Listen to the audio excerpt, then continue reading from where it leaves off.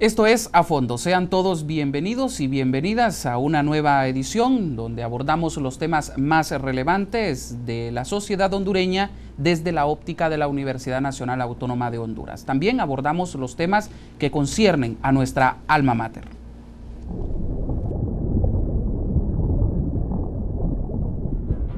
UTV presenta A Fondo.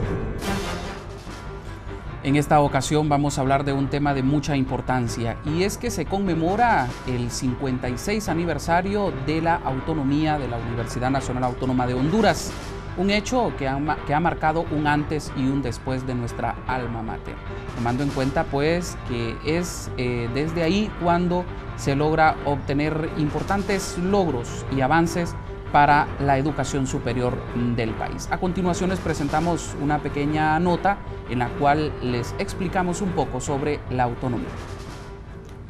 La palabra autonomía, el diccionario de la Real Academia de la Lengua Española lo define como la facultad o el poder de una entidad territorial integrada en otra superior para gobernarse de acuerdo con sus propias leyes y organismos. El recién pasado martes 15 de octubre, la Universidad Nacional Autónoma de Honduras conmemoró 56 años de autonomía al emitirse el decreto número 170 por la Junta Militar del Gobierno, que estaba constituido por los señores Héctor Caraccioli y Roberto Gálvez Barnés, un 15 de octubre, pero de 1957. Es importante también que en la nueva ley orgánica emitida por el Congreso Nacional en diciembre del 2004 y que entró en aplicación en febrero del 2005, define 5 ámbitos para la autonomía universitaria. El ámbito político, que es la autonomía para que la universidad se dé su propio gobierno. Y en este momento, a nivel centroamericano, se reconoce que la Universidad Autónoma de Honduras, a través del proceso de concursos públicos por méritos para la selección y nombramiento de todas sus autoridades, también está marcando historia de transparencia en relación a estos procesos. La historia recoge que dicho decreto se logró después de intensas y violentas protestas estudiantiles en las calles. El Congreso de ese entonces también se comprometió a dar el 6% del presupuesto de la República a la universidad para hacerse cargo de la educación superior en el país. La autonomía es uno de los pilares fundamentales, de los ejes de nuestra institución, de las vértebras que la sostienen, así que un día importante para los universitarios. ¿Qué significa la autonomía en términos generales? Bueno, autonomía es el gobierno universitario con libre de toda injerencia extraña de cualquier sector en el país. Es la capacidad de la universidad y la facultad para dirigirse a sí misma, para conducir sus procesos académicos, para tomar las decisiones administrativas, financieras, de inversión, para sentar sus posiciones en los temas de país. La Universidad Nacional Autónoma de Honduras se ha visto envuelta en una serie de atentados a su autonomía, por lo que en más de alguna ocasión el Consejo Superior Universitario Iberoamericano ha tenido que intervenir, como en el 8º plenario celebrado en la ciudad de Lima, en Perú, el 19 de marzo del año 2010, donde se plasman 3 acuerdos en los que se exhorta al Estado de Honduras a respetar la autonomía de nuestra alma mater. Es algo que es un logro que la universidad ha alcanzado. Creo que corresponde a cada uno de los miembros de la comunidad universitaria defenderla, apropiarnos de ese derecho que hemos logrado. Básicamente, pues yo pienso que todos los que formamos parte de esta comunidad debemos de estar interesados en defender esta autonomía. La universidad urge de esa autonomía, tomando en cuenta de que así se evitan ciertas influencias, ¿no? Sí, definitivamente, yo creo que eso es importante porque eso es lo que nos permite tener el desarrollo que la universidad requiere también, ¿verdad? Y es lo que permite la participación de todos también. El artículo 160 de la Constitución de la República le otorga a la Universidad Nacional Autónoma de Honduras la exclusividad de organizar, dirigir y desarrollar la educación superior del país. Bien, es un tema bastante interesante, un tema en el cual pues la mayoría y diferentes sectores señalan que se debe de defender, la autonomía de la que debe de gozar siempre nuestra Universidad Nacional. Para hablar de este tema, para profundizar sobre este tema, tengo el honor de presentarles 2 distinguidos invitados. En primer lugar, don Matías Funes, Muchísimas gracias, don Matías, por estar acompañándonos. Muchas gracias, Fran, por la invitación y sobre todo por compartir este diálogo con mi buen amigo Alan Fajardo. Así es, también don Alan Fajardo. Muchísimas gracias, don Alan. Gracias también por acompañarnos. Dos distinguidos catedráticos de nuestra Universidad Nacional Autónoma de Honduras, con un amplio currículum y conocimiento sobre estos temas de autonomía. Bueno, empecemos por donde debemos. ¿Cómo vemos a esta altura la autonomía de la Universidad Nacional Autónoma?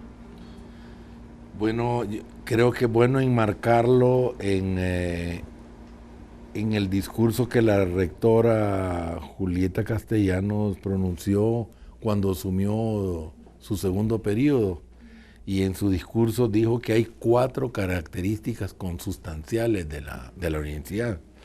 La primera de ellas, su carácter público. La otra, el tercero que mencionó, es el carácter laico. El cuarto es su carácter rector de la educación superior, y la segunda característica, no porque sea en orden de importancia, es su carácter autónomo. Y como explicó a alguien en el video que vimos anteriormente, el primer ámbito es el de la autonomía política, administrativa. Está capacitada legalmente para autogobernarse, dentro de una ley que es la famosa ley que nosotros leíamos, que es la ley orgánica. La ley orgánica de la universidad. Dentro de la ley orgánica, entonces tiene su propio autogobierno, y eso implica también la administración de sus propios recursos, ¿verdad? Que como se ve ahora, ¿verdad?, que han habido diversos periodos de la universidad, y en cierta época el movimiento estudiantil jugó un papel importante. Incluso el estudiantado universitario hondureño se ganó el derecho a la paridad de gobierno estudiantil, que ya se perdió, porque como recordaba la rectora, se trata de una autonomía responsable, y también ese autogobierno con tanta participación estudiantil, que era paritaria. Yo no conozco otras experiencias, no sé si tú conoces, tenía que haber sido responsable, pero cuando ya el movimiento estudiantil comenzó a usar ese poder de una manera que perdió legitimidad, entonces se perdió también eso, ¿verdad? Pero la autonomía es una de las 4 características consustanciales sin las cuales no puede existir una verdadera universidad. Don Matías. Creo que es interesante en este tema ver los orígenes de la autonomía universitaria. Cuando se produjo la guerra entre Estados Unidos y España, de la cual salió victoriosa Estados Unidos, eso le permitió a esta potencia emergente apoderarse de antiguas colonias de España, por ejemplo, de Cuba, Filipinas, Guam, y España pues exactamente quedó completamente derrotada.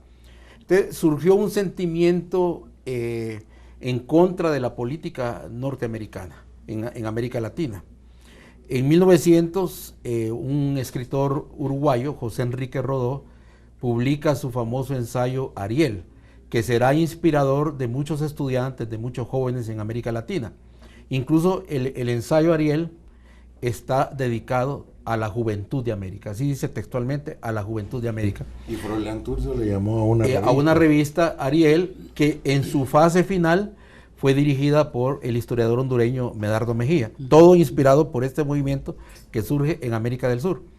El nombre de Ariel viene de una obra de Shakespeare, La Tempestad, donde hay una lucha entre Ariel y Calibán. Ariel es el espíritu alado, el espíritu del bien, y Calibán el espíritu del mal. Entonces José Enrique Rodó compara a América Latina con el espíritu alado, es decir, es Ariel, y ve en Estados Unidos, en esa fuerza expansionista, a Calibán.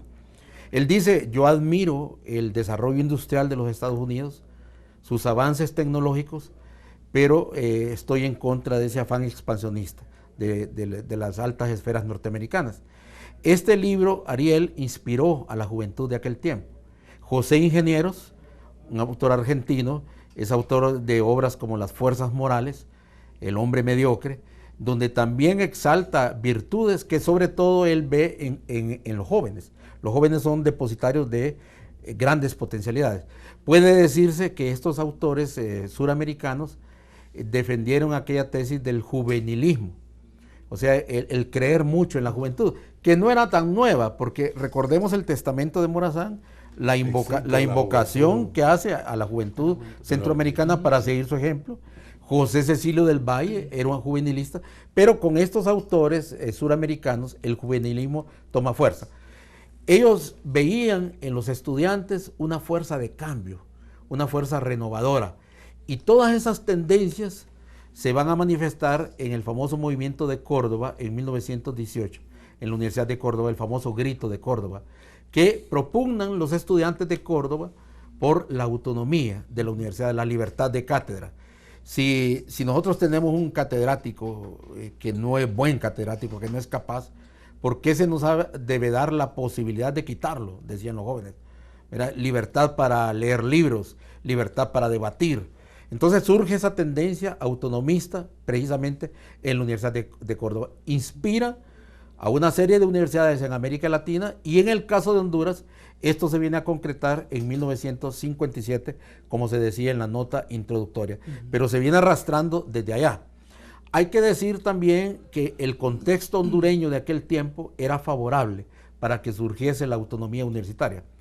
No olvidemos que 3 años antes se había producido la gran huelga bananera de 1954, que es un parteaguas en la historia contemporánea de Honduras. Ese movimiento de los campeños en el 54 despertó al pueblo hondureño. A partir de ahí se organizan los primeros sindicatos de Honduras, el primero de los cuales fue el Citaterco.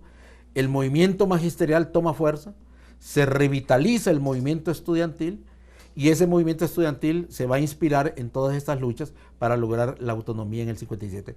Las mujeres, el movimiento de mujeres. El sufragismo. Exactamente. Y debo decir algo. 1956, o sea, el año anterior al año de la conquista de la autonomía, fue un año muy importante desde el punto de vista de la lucha de los jóvenes y de los estudiantes. Estaba la dictadura de don Julio Lozano Díaz, era un hombre muy autoritario, la gente estaba descontenta y los estudiantes se fueron a la vanguardia de la lucha contra don Julio Lozano. Todos los días apareció un camión ahí en el Parque La Merced lleno de leños que proveían a los estudiantes del Central y a los universitarios, pero más a los del Central, para enfrentarse a las autoridades, a los grupos armados de aquel Todavía tiempo. En los 60 se utilizó eso. Exactamente. Y me comentaba aquí a mí mi buen amigo don Jesús Rodríguez Ayestas, hermano del historiador Julio Rodríguez Ayestas, que él era uno de los que llevaba el camión, y la otra persona que le ayudaba a los estudiantes era doña Carlota Bernal, la viuda de Paulino Valladares. Eran las dos personas que facilitaban eso. Y los estudiantes del cronista, del diario El Cronista. Sí. Y eso era típico todos los días. Y los estudiantes ponían tachuelas en las calles de Tegucigalpa y Comayagüela, y eso fue un elemento de lucha interesante. Se le llamó a ese año el año de la guerra de las tachuelas. Fue tan fuerte el movimiento que finalmente las Fuerzas Armadas derrocan el 21 de octubre del 56 a don Julio Lozano Díaz, un derrocamiento, debo decirlo, que fue recibido con beneplácito por la población, porque la gente estaba hastiada de la dictadura de don Julio Lozano. Y esta Junta de Gobierno, en el marco de este gobierno, de la Junta de Gobierno, de la Junta Militar de Gobierno, se produce la autonomía. Pero como consecuencia de todo ese contexto, de todos esos precedentes de lucha, no fue una dádiva gratuita, sino que es una conquista de los sectores más avanzados del pueblo hondureño, entre ellos los estudiantes y los jóvenes de aquel tiempo. Sí, la historia recoge que fue, está el decreto 170 emitido por la Junta Militar del Gobierno, constituido por Héctor Caraccioli y Roberto Gálvez Barnes. Ellos son los que están en el gobierno en ese entonces, pero desde antes no es fácil lograr esa autonomía. Incluso la misma historia señala de que se tuvieron que dar aquellas revueltas estudiantiles de las que usted ya nos hablaba con anterioridad, y que en el 57 también se produce para lograr que el Congreso Nacional de ese entonces decrete esa autonomía. Es así, ¿verdad? O sea, el nivel a lo que llega y al costo que hay que asumir para lograr algo como es la autonomía. Así es, hay que remarcar lo que acaba de decir nuestro amigo historiador Matías Funes, que no fue una dádiva, sino que fue una conquista que fue resultado de jornadas de lucha que hubo y enmarcado en un hecho histórico como fue la huelga del 54, que provocó en diversos ámbitos ondas expansivas, ¿verdad?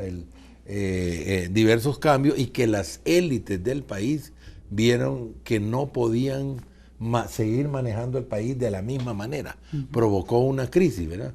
En que los de abajo no querían, ni los de abajo ni los de arriba querían continuar con la misma situación. Hubo organización de diversos tipos y lo de la universidad se resuelve por medio de la autonomía.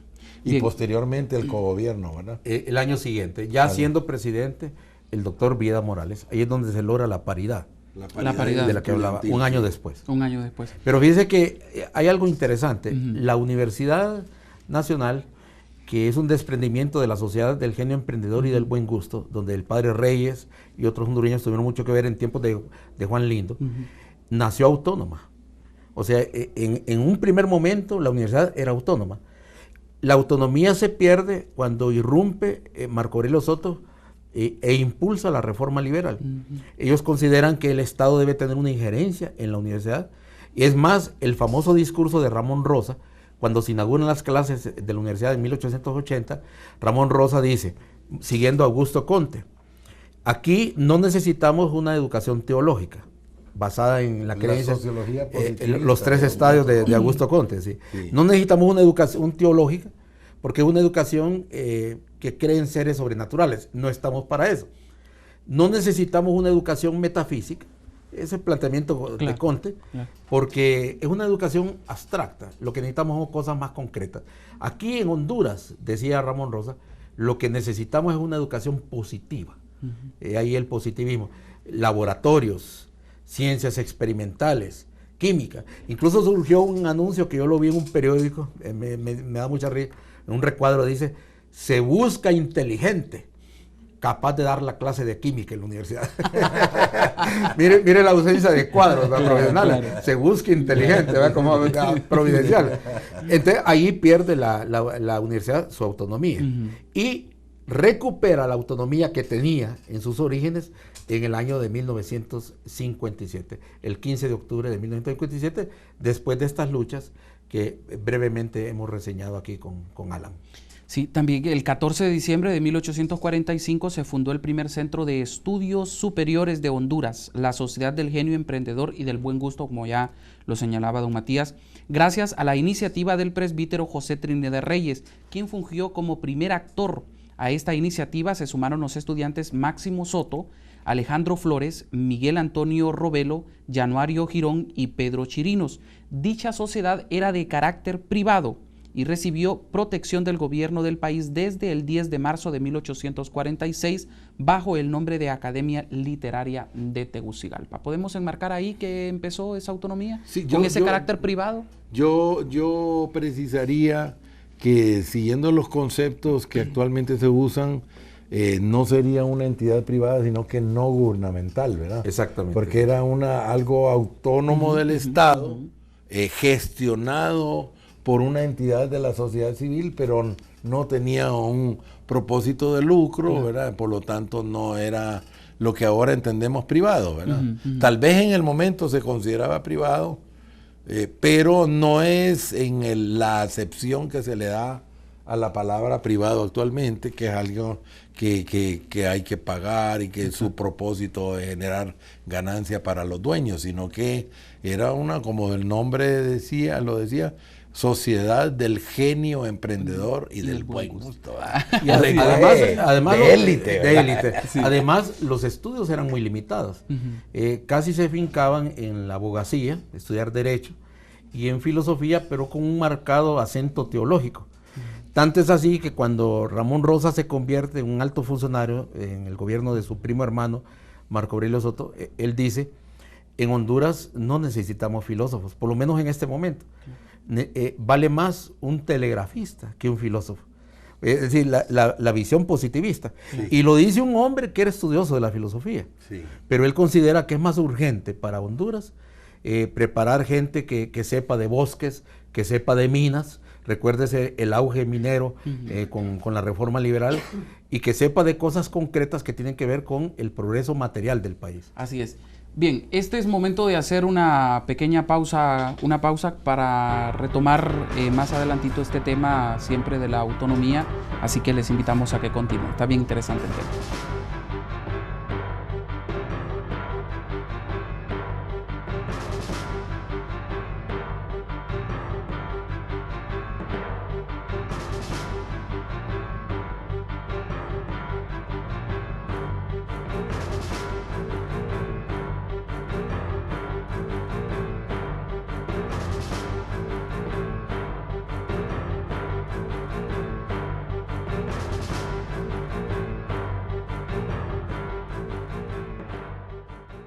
¿Quién es la que me sacó la espina y también curó mi herida y mi lágrima secó? ¿Quién es aquel que jugó conmigo y que siempre fue mi amigo y conmigo soñó?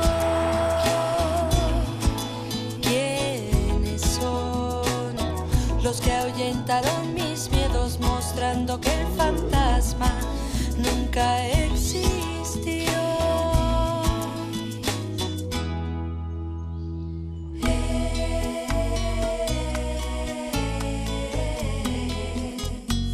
Es mi familia, la que me tuvo en sus brazos y me vio crecer.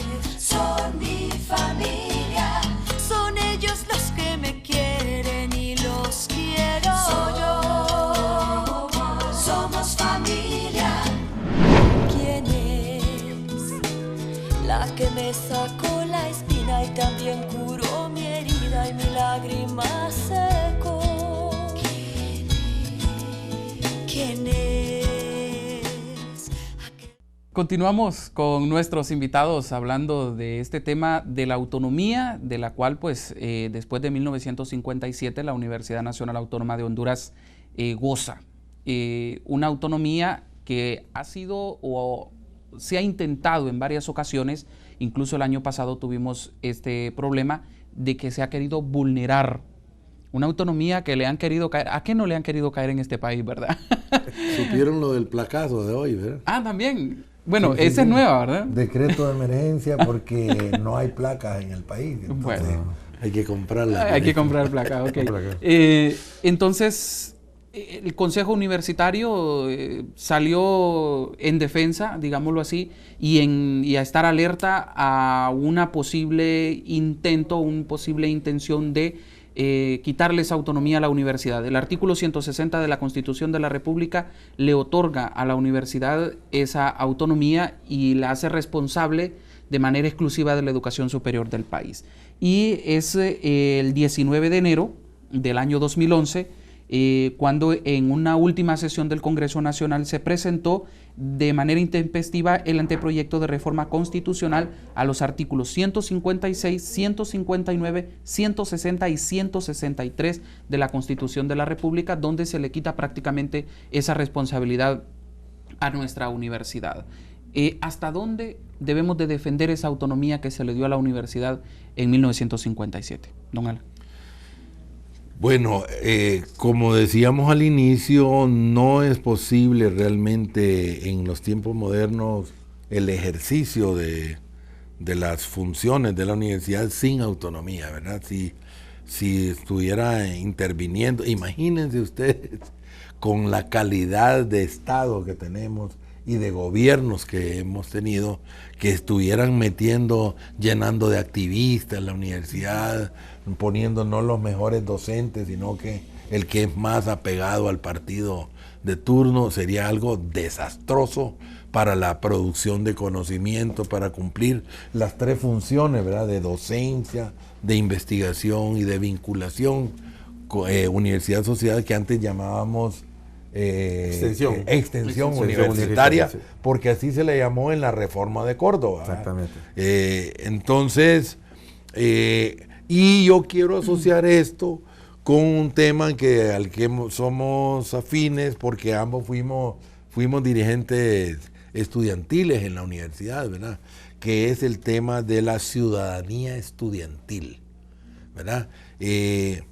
Yo observo que comparado a cómo fue el estudiantado que conquistó la autonomía de la universidad, el estudiantado que conquistó la paridad estudiantil en el autogobierno de la universidad, y el estudiantado que conquistó el 6%, que no fue inmediato, eso costó. Nosotros somos de la generación que luchó por el 6%.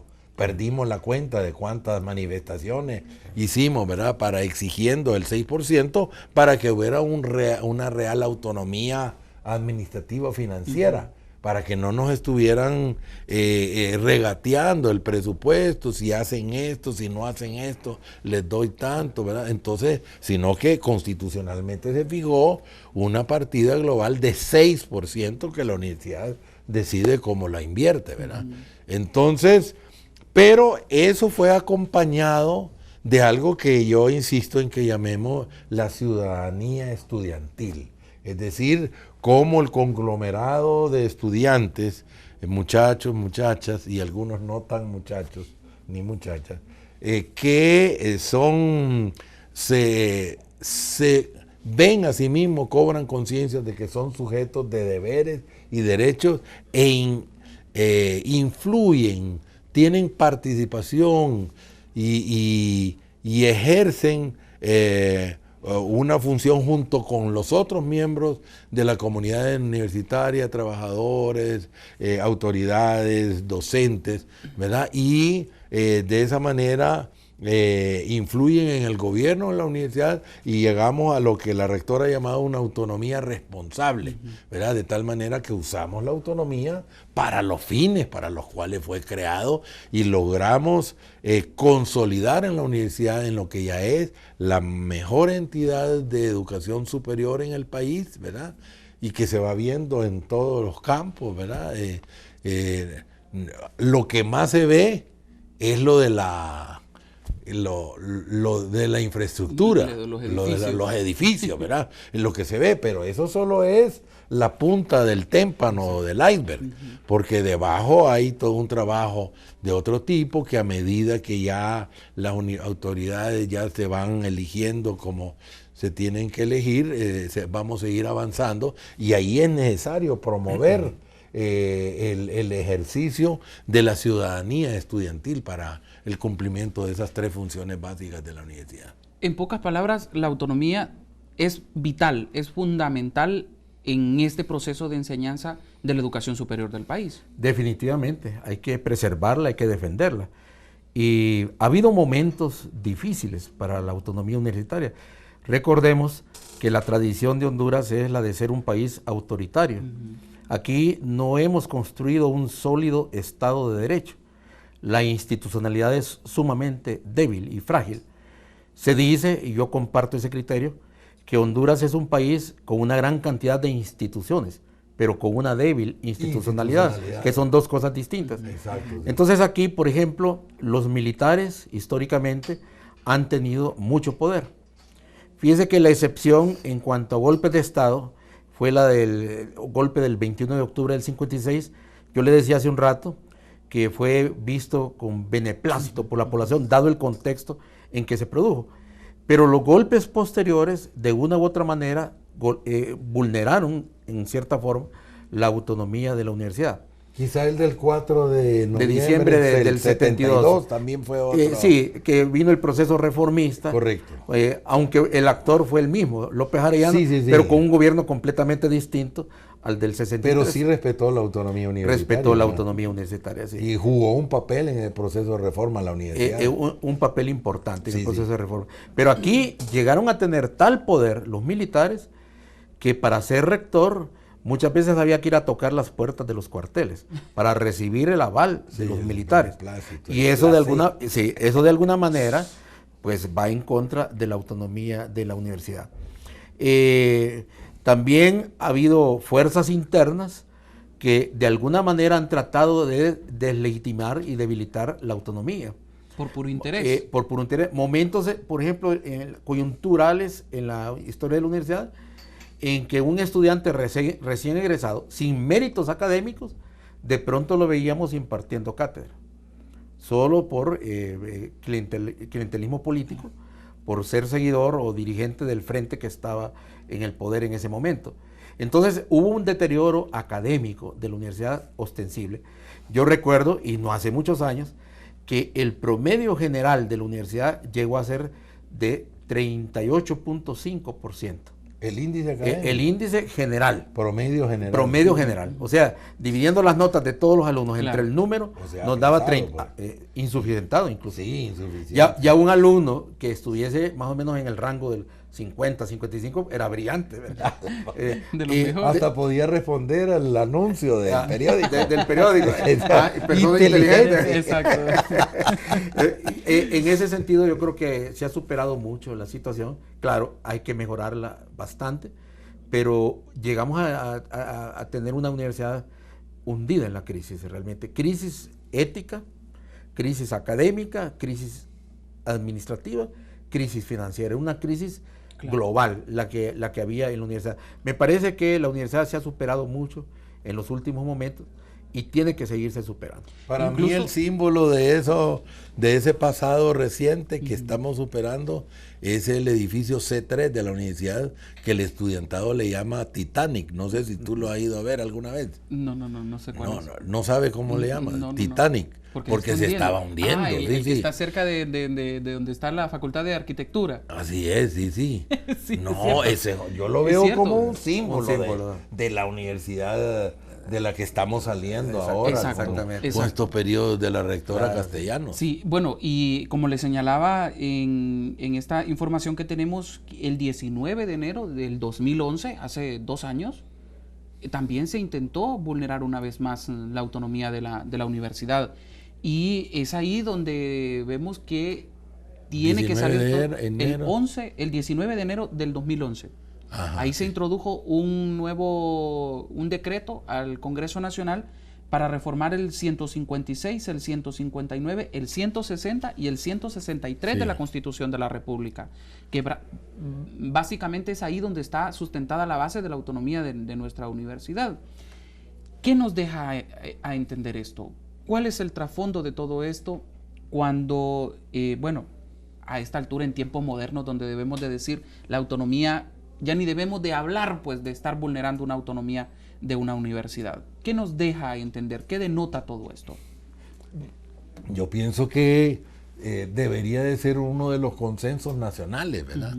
De la comunidad universitaria en primer lugar, pero a nivel nacional debería de ser que la autonomía de la universidad no solo es un tesoro, no es solo propiedad de la comunidad de la Universidad Nacional Autónoma de Honduras, sino que es un tesoro nacional, ¿verdad? Y que esto debe ser defendido y hay que pedirle y exigirle a los políticos de todo tipo que no metan las manos en la autonomía, porque la universidad tiene que ser productora de ciencia.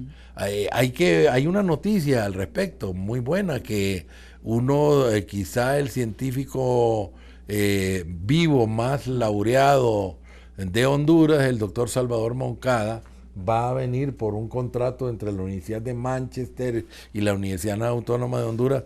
Va a estar trabajando entre 1 y 2 meses al año con un equipo de la Facultad de Ciencias Médicas en promover la capacidad y desarrollar la capacidad de investigación en el campo de la salud, ¿verdad? Sí. Y así debe ser en todos los campos.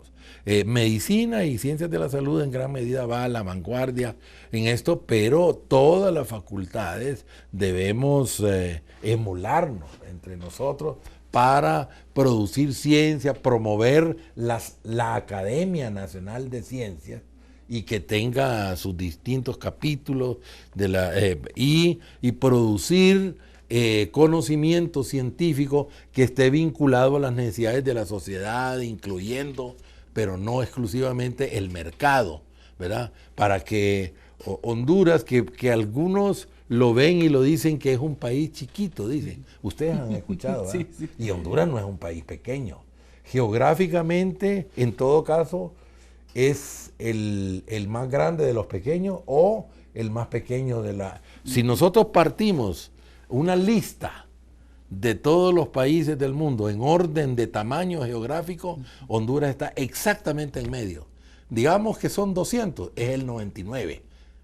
O el número 101, por ahí se mueve. Entonces, geográficamente no es un país pequeño realmente, depende de qué es un término que no es unívoco, es polisémico, admite diversos significados y por lo tanto podemos ver con diversos parámetros de diverso tipo, tamaño de la economía, tamaño del territorio, tamaño de la población, incluso el municipio más grande de Honduras, que creo que es Catacama, es más grande que decenas de países del mundo. Entonces nosotros debemos vernos como un país que no es un país chiquito, países más grandes, más pequeños que Honduras geográficamente, fueron capaces de organizar un imperio, que no estoy llamando a que armemos nuestro imperio, sino que tengamos un rol en el mundo más relevante, más decoroso, siendo famosos no porque producimos millonarios y pobreza y desigualdad al mismo tiempo, o haber llegado a tener el campeonato mundial de más asesinatos, sino que seamos famosos porque tenemos algunos descubrimientos, porque tenemos científicos, porque tenemos artistas, porque tenemos deportistas, ¿por qué no, verdad? Eso nos distingamos, y que la universidad, gracias a esa autonomía, juegue un papel muy grande ayudándole a Honduras a colocar una economía próspera, que exporte, que produzca para el mercado interno, pero con un mayor equilibrio en la distribución de la riqueza. En pocas palabras, fortalecer esa autonomía en vez de debilitarla. Estamos en pleno siglo XXI, es inadmisible ese tipo de cosas cuando el Estado debe de ser siempre responsable de esa autonomía. Definitivamente así tiene que ser. Y ese es un compromiso que toda la comunidad universitaria debe asumir. Cuando digo comunidad universitaria estoy hablando de trabajadores de la universidad, docentes, estudiantes, autoridades, etcétera. Y desde luego el Estado ser respetuoso de esa autonomía. Los políticos mantener una actitud de respeto a la autonomía, que es una forma también de respetar la Constitución de la República. Fíjense que como la realidad es dinámica, hay figuras que en un momento fueron positivas y después se fueron haciendo negativas. Una de ellas es la paridad. Dijimos al principio del diálogo que la paridad surgió un año después de la autonomía, ya siendo presidente el doctor Vida Morales.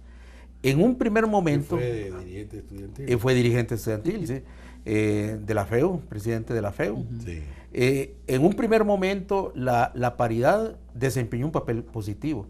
Los estudiantes muy beligerantes, muy críticos, pero desgraciadamente se fue deformando esta figura.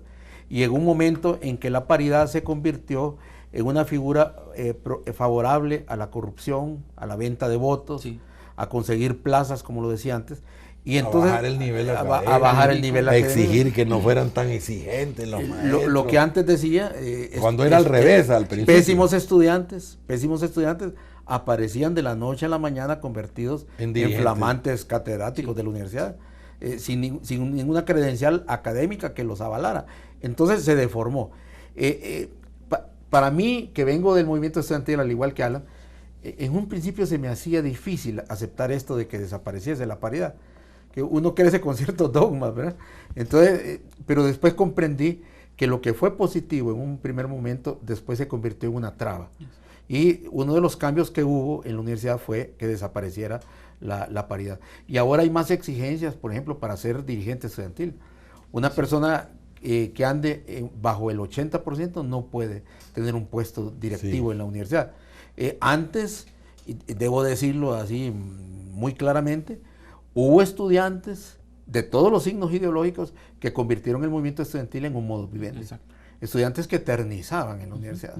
Que eternizaban en la universidad porque sacaban licenciatura de eso, en primer año, de eso vivían prácticamente. Exacto. Eso contribuyó a que se deformara esa figura de la paridad, que en un primer momento fue positiva, pero después se convirtió en un escollo, en un obstáculo para los cambios. Así es. Bien, es tiempo de hacer una nueva pausa. Estamos hablando de la autonomía de la Universidad Nacional y vamos a profundizar un poco más en el próximo bloque. Ya regresamos.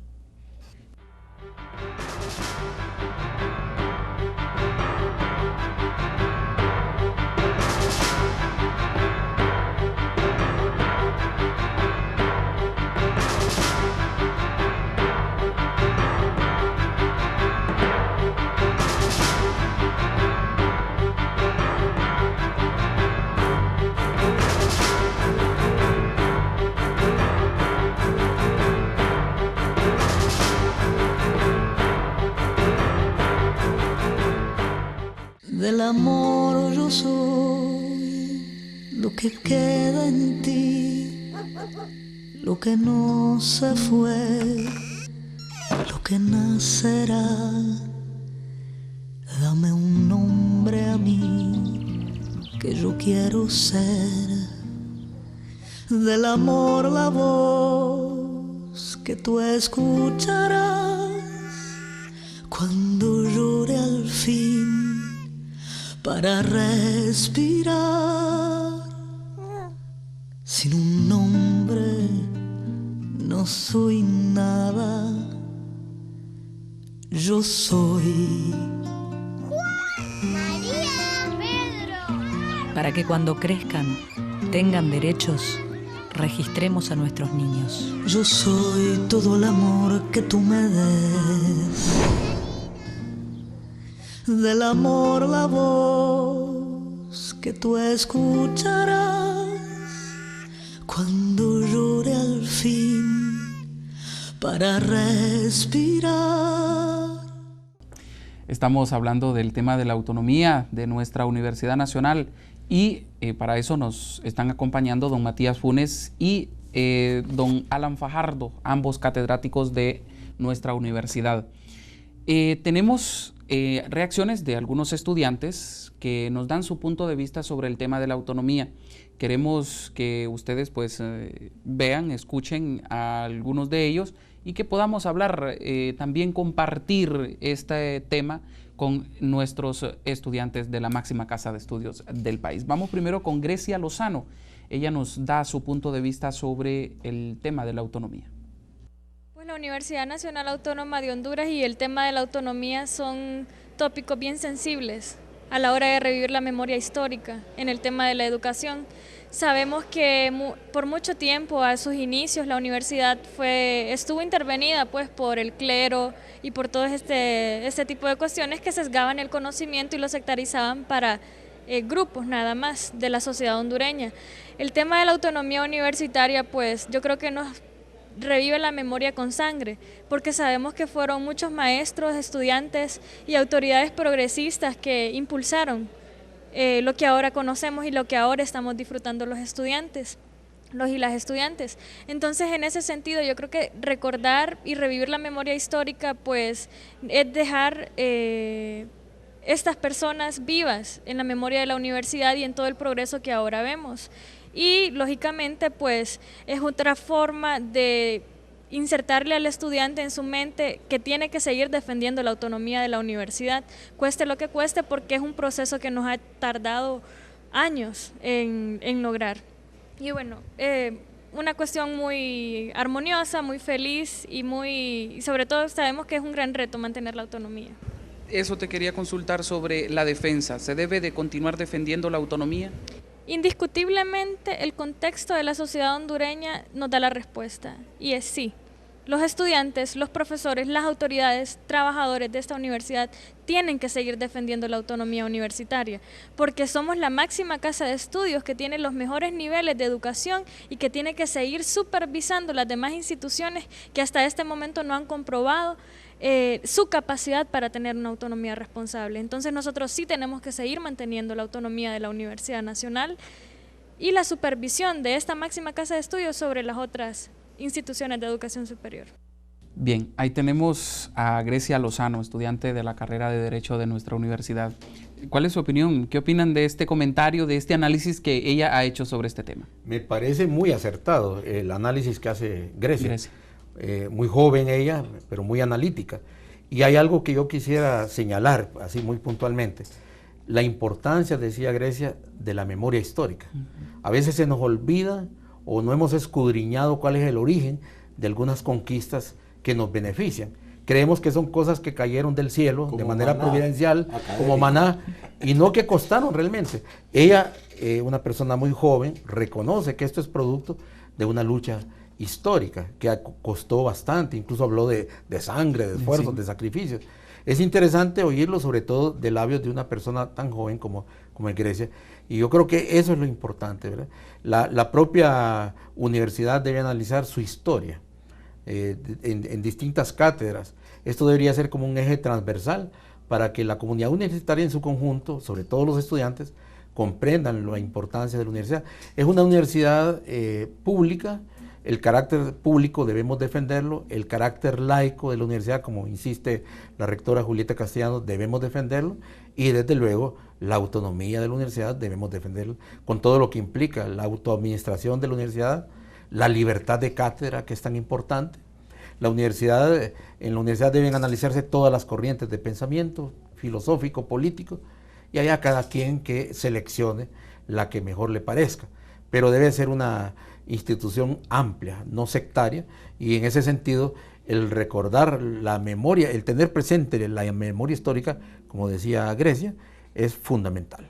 Sí, ella defiende la necesidad de la autonomía y hace un llamado a reconocer que que la memoria histórica nos recuerda que fue producto de lucha, ¿verdad?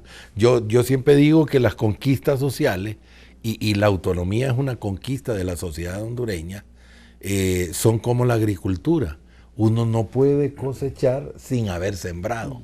Entonces, si nosotros queremos una universidad cada vez mejor, debemos sembrar ciudadanía estudiantil, diálogo y participación de todas las partes de la comunidad universitaria para que entre todos y todas le aportemos a la universidad para que sea la universidad que deseamos y que necesita la sociedad hondureña actual y la de nuestros hijos y nuestros nietos. Y yo creo que el estudiante debe de involucrarse en esto, ¿no? Y estar pendiente de la autonomía, porque no solamente es el lugar donde uno va a recibir clases, sino también es de donde se desprende el conocimiento y el futuro de cada uno de nosotros. Claro. A mayor nivel, a mayor grado de autonomía, a mayor capacidad de enseñanza, mayor futuro nos puede esperar a todos. Claro, incluso el concepto de recibir clases, yo soy bien crítico del lenguaje, debiéramos de cambiarlo, porque yo les digo el primer día de clases a mis estudiantes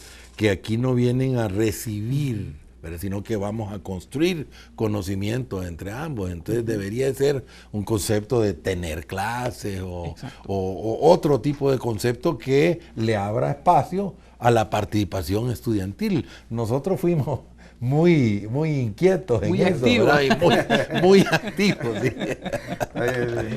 Sí. Yo creo que el hablar de defender la autonomía, estamos hablando de obtener un mayor conocimiento, de obtener mayores resultados a ese proceso de enseñanza superior.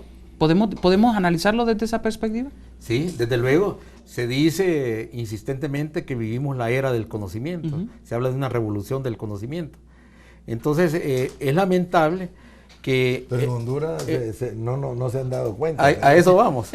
Es lamentable que el 95% más o menos de los conocimientos mundiales esté concentrado en manos de los 7 países más desarrollados del planeta. Los países llamados subdesarrollados apenas patentan un 1% en cuanto a investigación. O sea, hay un déficit, por ejemplo, en materia de investigación. De los conocimientos patentados. Patentados, sí, el 1% pertenece al mundo subdesarrollado, lo cual me parece a mí una cifra alarmante. El doctor Salvador Moncada, que Alan mencionaba hace un momento, ha insistido mucho, cada vez que viene a Honduras, la importancia que debe tener, que tiene la investigación, y cómo nosotros tenemos un rezago en materia de investigación. La universidad indudablemente tiene que aportar mucho en el área de la investigación, y me alegra mucho lo que decía Alan, que el doctor Moncada, que es una figura de prestigio a nivel mundial, vaya a tener presencia varios meses cada año aquí en Honduras, y nos va a ayudar mucho en ese sentido. Pero sí hay un déficit en esa materia. Así es. Yo creo que sería interesante que hicieras un programa con otro hondureño que es poco mencionado, que es ingeniero, creo.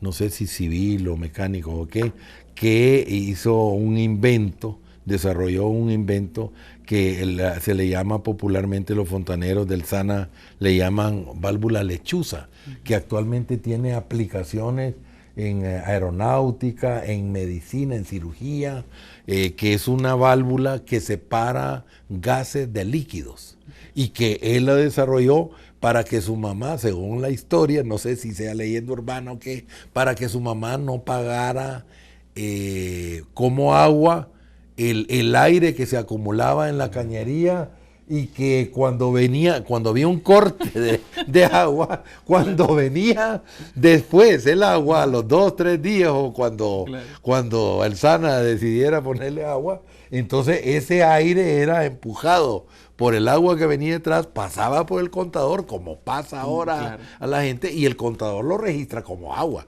¿verdad? Entonces él desarrolló esa válvula, la patentó, y en poco tiempo después la NASA compró el invento. Así es. Tenemos más.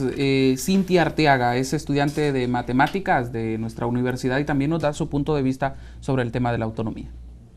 Creo que es un momento muy importante en este punto exacto de la historia de la universidad y del país, porque ver cómo la UNA ha estado avante en todas las tomas de decisiones del país, y cómo como universitarios, tanto en nuestra formación como profesionales, y tanto en el proceso de apoyo, de vinculación a la sociedad, estamos siendo una universidad que es vinculante, que no solo se queda en la academia, sino que va más allá, y creo que el hecho de ser una universidad autónoma implica una gran responsabilidad, tanto autoridades, docentes y estudiantes, de formar y ser parte de la historia del país, no solo en materia de sacar profesionales, sino realmente que nosotros como profesionales seamos personas que sean parte de la historia, que hagan cambio en el país, y sobre todo que de una manera innovadora sean partícipes. Y creo que es muy importante recordar que la autonomía no solo implica el hecho de ser tomadores de decisiones propios, sino también una responsabilidad que tenemos como universidad, como academia, de ser parte de los cambios y transformación de nuestro país. ¿Se debe de defender esa autonomía? Claro que sí, y no solo defenderla con palabras, no, sino con hechos. Y creo que la Universidad Autónoma lo ha demostrado, tanto en el proceso de reforma, tanto en la dinámica, y la participación estudiantil es un componente muy importante en esa, no solo es una lucha de decir somos autónomos, sino realmente ser parte de esos cambios que demuestren a la sociedad y al país que la autonomía no solo es un nombre, sino también implica hechos, resultados, innovación, investigación y vinculación con la sociedad hondureña. La otra respuesta, otro análisis realizado por una de las estudiantes de la universidad. Bueno, Cintia señala otra arista importante, y es la vinculación de la universidad con la sociedad, lo que tradicionalmente se llamaba extensión. Sí. Ahora se habla más de vinculación. Yo recuerdo el primer encuentro de la comunidad universitaria celebrado en 1974. Se hizo mucho énfasis en las 3 funciones clásicas de la universidad: según la reforma, investigación, docencia y extensión, pero en función de la transformación de la sociedad. O sea, la universidad no puede quedarse de brazos cruzados frente a la realidad del país. Cualquiera diría equivocadamente que siendo autónoma la universidad es una torre de marfil. No, la universidad se debe al pueblo, quien sostiene a la universidad con sus impuestos es el pueblo, con ese 6% constitucionalmente asignado. Entonces la universidad tiene que resarcirle al pueblo ese esfuerzo que el pueblo hace para mantener viva a la universidad. Entonces Cintia muy correctamente señala que la universidad debe vincularse con la sociedad, pero en aras de la transformación de esa sociedad. No podemos aceptar un statu quo que margina a la inmensa mayoría de los hondureños y que los mantiene en niveles de pobreza e incluso de miseria. O sea, cuando, según lo que tú dices, cuando una persona cualquier persona del pueblo, por ejemplo, compra un estudiante universitario o una persona pobre, compra una bolsa de agua y eso tiene impuestos, paga un impuesto. Por cada 6 centavos de cada lempira recaudado de impuestos de ahí, van para financiar a la universidad. Y por lo tanto tiene todo el derecho de demandar e incluso exigir que la universidad esté contribuyendo a la solución de sus problemas. No solamente con aportar profesionales de calidad, sino también con solventar problemas. Bueno, como se ha estado realizando últimamente. Claro. Hay gente que critica, como por ha ejemplo, vuelto a tomar. Exacto, critica a la rectora que dice, bueno, está en esto, está en todos lados. Pero sí que hay un artículo de la universidad que obliga a la universidad a dar solución. Además, en el caso del hospital universitario, fue concebido originalmente así. Lo que pasa es que hubo unos cambios políticos en que solo lo dejaron, que dijeron hospital escuela, pero no administrado por la universidad. Pero esa era la concepción original, ¿verdad? Y hay un elemento importante, siempre apoyándome en lo que decía Cintia, y es la sensibilidad del profesional universitario. Ortega y Gasset tiene un trabajo sobre la misión de la universidad, y él dice una famosa crítica, que desgraciadamente las universidades contemporáneas, afirma Ortega hace algunas décadas, están formando bárbaros especializados. O sea, gente que sabe mucho de una especialidad y se especializa más en una franjita de esa especialidad después, pero se olvida del todo, se vuelve insensible ante el contexto. Entonces pueden ser personas muy profundas en determinada área del conocimiento, pero deshumanizadas. Lo que se requiere es un profesional capaz, un profesional talentoso, técnicamente bien preparado, pero con sensibilidad. Y eso es lo que decía Cintia, la vinculación que ella le pide a la universidad para con el pueblo hondureño. Así es. Para y ella hablaba de autonomía para algo, ¿verdad? El pueblo lo exige. Exacto. Solo para cerrar, la Universidad Nacional Autónoma de Honduras es una institución autónoma del Estado con personalidad jurídica y patrimonio propio, cuya autonomía se establece en la Constitución de la República y su organización, funcionamiento y atribuciones se regulan por esta ley orgánica y sus reglamentos. Su sede es la capital de la República, con funciones dentro del territorio nacional, pudiendo desarrollar actividades en el extranjero mediante convenios con otras instituciones de educación superior. Quiero agradecerles a ustedes al habernos acompañado. Es un tema muy importante para nuestra universidad, es un tema rico y que debe de ser de mucho interés también para la población, tomando en cuenta que la universidad es de todos. La Universidad Nacional no le pertenece solamente a los estudiantes o a los que laboran ahí, sino que es para todos y debe de estar al servicio de todos. Don Alan, muchísimas gracias por habernos acompañado. Gracias. Don Matías. Fran, Alan. Es un placer siempre tenerlos. Las puertas están abiertas para con ustedes. Y solo una idea. Por supuesto. Me parece que la universidad debería dar un paso importante, que es darle vida a la cátedra de los próceres. Valle, Herrera, Cabañas, Morazán, etcétera. Hay una cátedra a nivel estatal para la educación pública que teóricamente existe desde el 68. Pero no se ha plasmado en hechos. La Universidad Pedagógica Francisco Morazán ha hecho algún esfuerzo, pero creo que ese esfuerzo sería muy, pero muy positivo en el caso de nuestra querida Universidad Nacional Autónoma de Honduras. Muchísimas gracias. A mí me gustaría ver estos temas tan amplios y profundos, verlo en cosas cotidianas como que el estudiantado cuide mejor sus jardines, que bote menos basura, use mejor los baños de la ciudad universitaria, y ahí yo voy a ver indicadores quizá no convencionales de que el estudiantado está asumiendo la autonomía con una ciudadanía estudiantil consciente. Así es, muchísimas gracias. Bien, ya escucharon, la universidad es una responsabilidad de todos, nos pertenece a todos, pero aún así debemos de cuidarla. Y la autonomía, no digamos, tomando en cuenta que se convierte en la columna vertebral de la actual universidad. Gracias por haber estado con nosotros. La invitación para una próxima emisión de A Fondo. Con permiso.